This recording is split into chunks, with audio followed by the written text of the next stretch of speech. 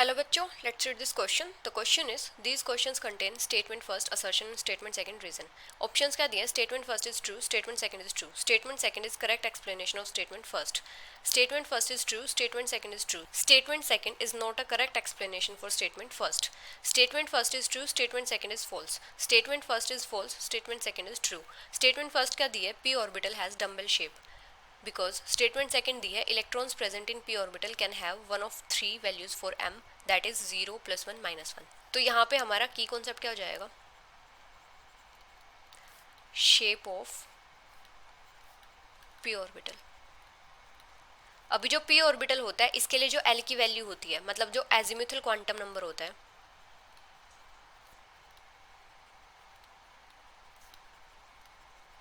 इसकी वैल्यू कितनी होती है?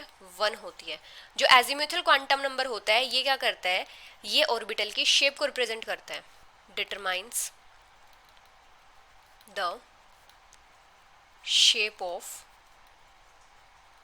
ऑर्बिटल्स. अभी इसके लिए एल की वैल्यू कितनी होती है? 1 होती है. तो इसीलिए इसकी जो शेप होती है वो क्या होती है? डम्बल शेप होती है. डम्बल शेप कुछ इस टाइप से, यहाँ पे जैसे पॉजिटिव लोब, यहाँ पे नेगेटिव लोब, इस टाइप से. तो यहाँ पे क्या होता है?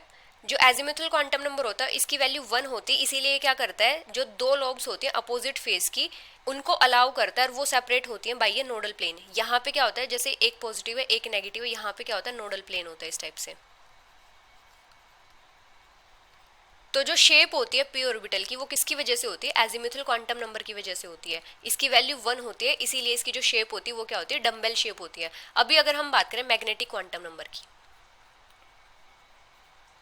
मैग्नेटिक क्वांटम नंबर, इसको हम रिप्रेजेंट करते हैं ml से. इसकी वैल्यू क्या होती है? -l से +l तक. अभी l की वैल्यू 1 है तो मैग्नेटिक क्वांटम नंबर की वैल्यू क्या क्या हो जाएंगी? -1, 0 एंड +1. और ये क्या रिप्रेजेंट करती हैं? ये ऑर्बिटल्स की ओरिएंटेशन को रिप्रेजेंट करती हैं. Determine the orientation of orbitals. जैसे अगर मैग्नेटिक क्वांटम नंबर की 3 वैल्यूज हैं तो इसका मतलब क्या होगा कि जो p ऑर्बिटल्स होंगे उनकी 3 डायरेक्शन में डिफरेंट रोटेशंस होंगी. तो अभी स्टेटमेंट क्या है? First, p orbital has dumbbell shape, ये करेक्ट है. सेकंड है electrons present in p orbital can have one of 3 values for m, that is 0 + 1 - 1.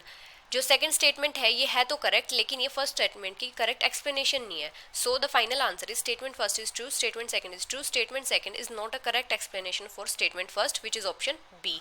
Hope you understood it well. Best of luck.